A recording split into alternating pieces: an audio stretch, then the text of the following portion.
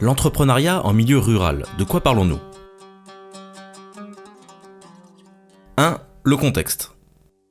Bonjour, nous sommes des jeunes de la commune de Rassat, une commune rurale pas très loin de Ouarzazate.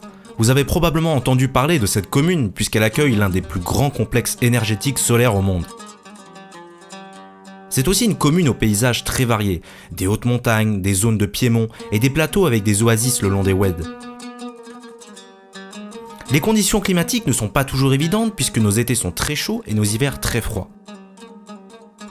Malgré cela, nos familles ont toujours pratiqué l'agriculture. Bien évidemment, nous ne parlons pas de très grandes exploitations, mais plutôt de petites exploitations bien diversifiées, avec des cultures de légumes comme les carottes ou les tomates, des arbres fruitiers, avec des amandiers, des oliviers et des petits élevages. Ces activités agricoles permettent à nos familles de se nourrir et de générer quelques revenus. Voilà, vous connaissez très globalement le contexte. 2. La problématique. Alors, qu'est-ce que c'est que cette histoire d'entrepreneuriat en milieu rural ? Entreprendre, entreprise, pas évident pour nous au départ d'imaginer comment nous pouvions nous lancer. Et puis, Fouad est arrivé, c'est le responsable du projet, et nous avons réfléchi ensemble. Voilà ce que nous avons retenu. Une entreprise n'est pas forcément de grande taille. Il existe des TPE, très petites entreprises.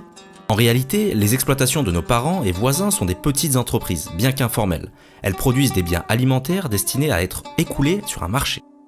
Une entreprise ne produit pas forcément des biens matériels, il peut s'agir de services comme la réalisation d'un travail contre rémunération.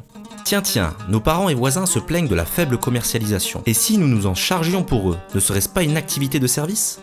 Mais bien sûr que si, nous a répondu Fouad, alors allons-y. 3. La méthode de travail. Bon, c'est là que les difficultés ont commencé. Ce n'était pas tout de trouver l'idée, est-ce que ce projet était faisable ? Comment allions-nous travailler concrètement ? Il nous fallait un business plan. Nous avons simplifié car cet outil est parfois compliqué, alors nous avons élaboré des plans patrons. Pour chaque idée de service, un plan patron. Un plan patron pour l'achat-revente de produits agricoles, comme les amandes ou les œufs Beldi, un plan patron pour des activités de plantation pour protéger les sols. À chaque nouvelle idée de service, son plan patron pour valider le projet ou l'abandonner. Le plan patron, c'est simple, il suffit de répondre à 4 questions. Quelle est l'offre, c'est-à-dire la quantité, la période de disponibilité, le prix dans les exploitations ? Quelle est la demande, c'est-à-dire la quantité, la période de demande, le prix d'achat ? Quelles sont les modalités de mise en relation entre l'offre et la demande, c'est-à-dire à quel moment et où je prélève la marchandise, comment je l'achemine jusqu'au point de vente, comment et quand je paie les exploitations fournisseurs ? Et surtout, combien cette activité va-t-elle m'apporter, le calcul de ma marge ? Parallèlement, il fallait aussi que nous soyons formés car tout le monde ne naît pas entrepreneur. Alors nous avons appris ce qu'est l'esprit entrepreneurial, quelle forme juridique choisir, quel outil de gestion mettre en place, comment communiquer avec nos clients, tout un programme. Et nous avions le temps de travailler sur les applications en lien direct avec les activités que nous avons démarrées. 4. Les résultats.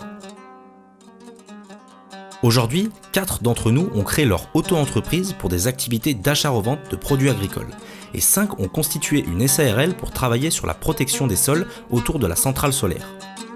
Ce que nous avons appris, saisir les opportunités sur notre territoire et créer nos propres activités.